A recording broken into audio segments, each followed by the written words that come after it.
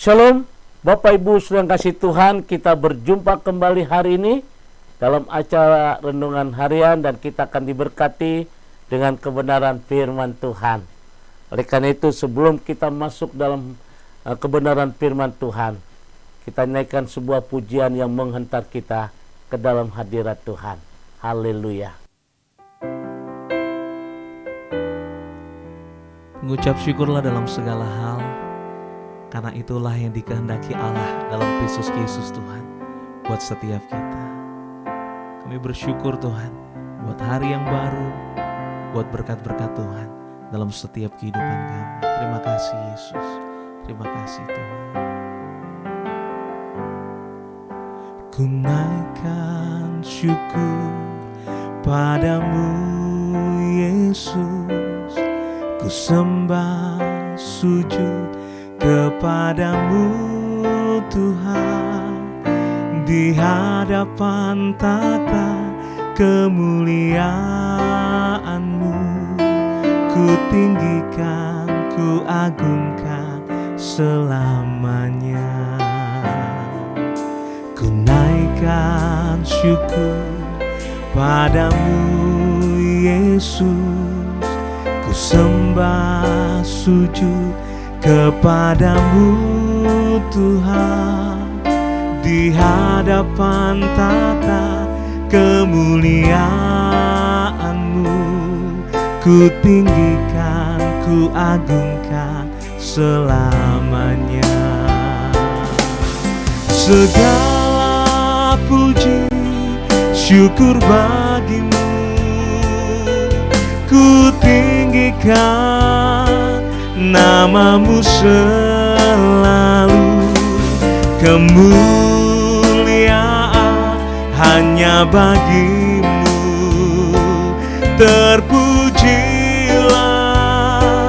namamu. Segala puji syukur bagimu, ku tinggikan namamu selalu. Kemuliaan hanya bagimu, terpujilah namamu. Mari bersama-sama, mari naikkan syukur, haleluya. Segala puji syukur bagimu, ku tinggikan namamu selalu. Kemuliaan hanya bagimu, terpujilah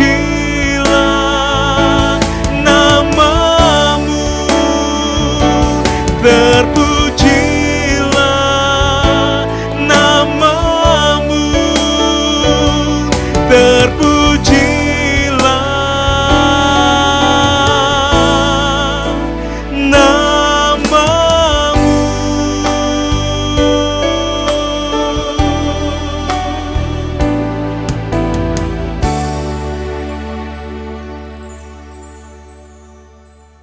Mari kita berdoa.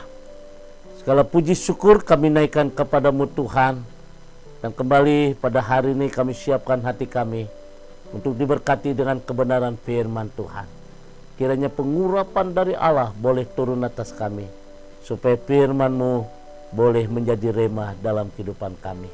Terpujilah namamu ya Tuhan, demi nama Yesus Tuhan kami bersyukur, haleluya, amin. Saudara yang dikasihi Tuhan, kembali kita akan membaca dalam Kejadian pasal 37 ayat yang ke-11. Firman Tuhan berkata, maka iri hatilah saudara-saudaranya kepadanya, tetapi ayahnya menyimpan hal itu dalam hatinya. Saudara, hari ini saya akan berbicara bebaskan iri hati dan cemburu dalam kehidupan kita. Kisah Yusuf harusnya sudah cukup memberikan gambaran pada kita bahwa kebencian tidak akan pernah mendatangkan sesuatu yang baik di dalam hidup ini. Sebaliknya, kita cenderung akan menghancurkan kehidupan dan membuat hidup kita tidak layak di hadapan Tuhan. Bila kita cermati kisah Yusuf, saudara, itu jelas di sana bahwa sesungguhnya dari pihak manusialah kebencian itu terjadi. Di mana kita bisa melihat bahwa saudara-saudara Yusuf merasa bahwa Tuhan itu lebih sayang kepada Yusuf daripada mereka.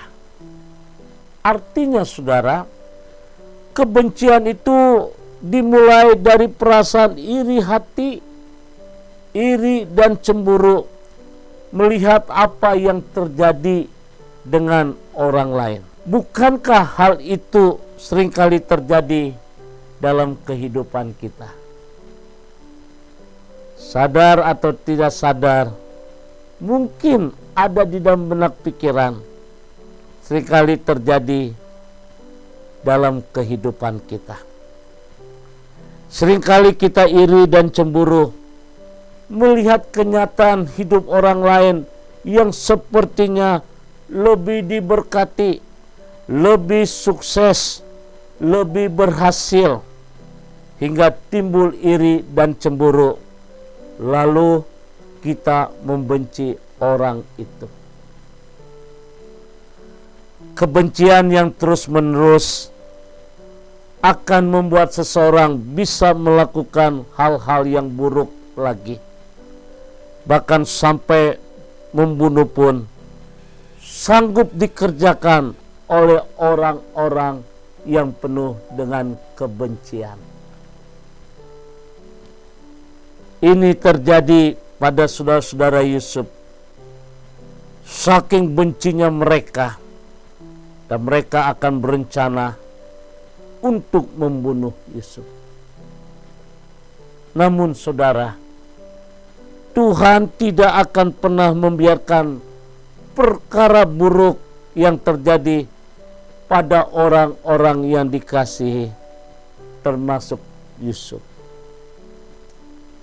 Sebab itu hari ini melalui renungan firman Tuhan, mari kita bebaskan hidup kita dari iri hati dan cemburu dengan cara yang pertama, belajar mengucap syukur atas segala yang terjadi dalam hidup ini.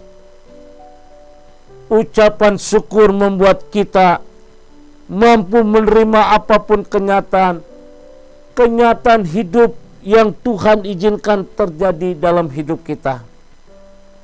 Ucapan syukur memampukan kita menjauhkan dari iri hati dan cemburu kepada keadaan orang lain.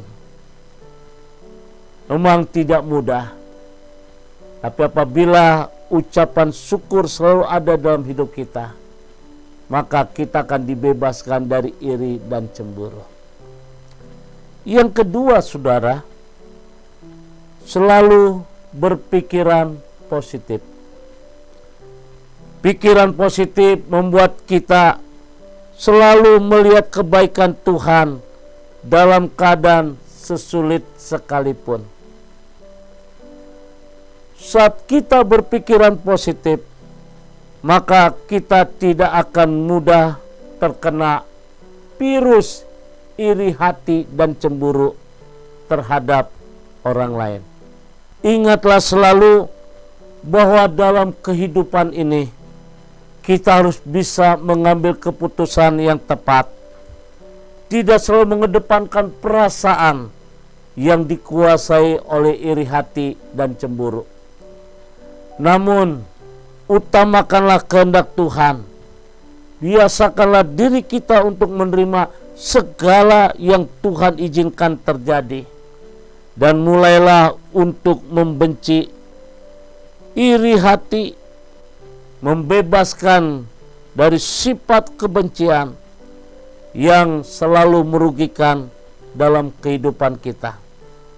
Dan pandanglah Tuhan dengan rencananya yang luar biasa dalam hidup ini. Kiranya Tuhan memberkati. Shalom. Mari kita berdoa. Kami bersyukur untuk satu pelajaran yang indah dalam hidup kami.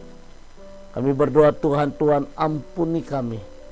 Kalau seandainya selama ini tanpa kami sadari, seringkali perjalanan hidup kami diwarnai dengan iri hati dan cemburu ketika orang lain berhasil, ketika orang lain lebih sukses, lebih diberkati.